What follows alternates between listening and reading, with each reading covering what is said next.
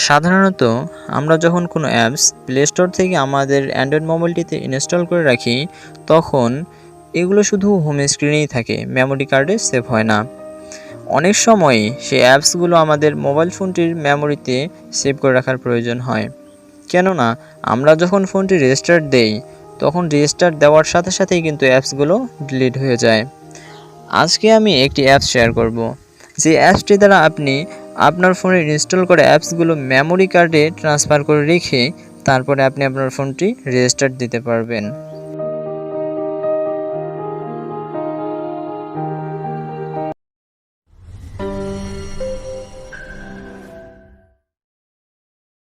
Welcome back. তো viewers, অ্যাপসটি install করার জন্য আমাদের অবশ্যই প্লে স্টোরটি ওপেন করতে হবে।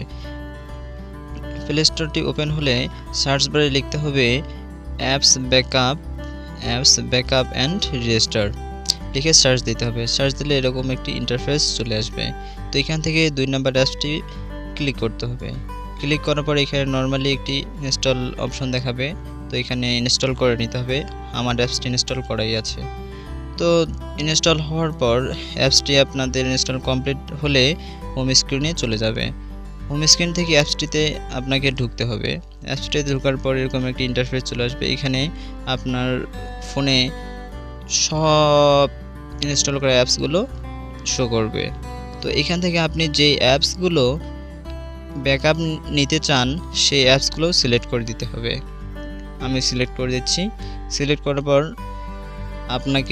আপনি যে অ্যাপসগুলো ব্যাকআপ নিতে চান সেগুলো সিলেক্ট করার পর আপনাকে ব্যাকআপ অপশনটিতে ক্লিক করতে হবে। এখানে কয়েক সেকেন্ড সময় লাগবে ব্যাকআপ হতে। তো ব্যাকআপ কমপ্লিট হওয়ার পর আপনাকে এটি কেটে দিতে হবে। কেটে দিয়ে আপনার এই অ্যাপসগুলো পাওয়ার জন্য আপনাকে ফাইল ম্যানেজারটি ওপেন করতে হবে। ফাইল ম্যানেজারে গিয়ে দেখবেন একটি নতুন ফাইল ক্রিয়েট হয়ে গেছে। তো ফাইলটিতে আপনাকে ঢুকতে হবে। নতুন ফাইলটির নাম হচ্ছে অ্যাপস ব্যাকআপ রিইনস্টল।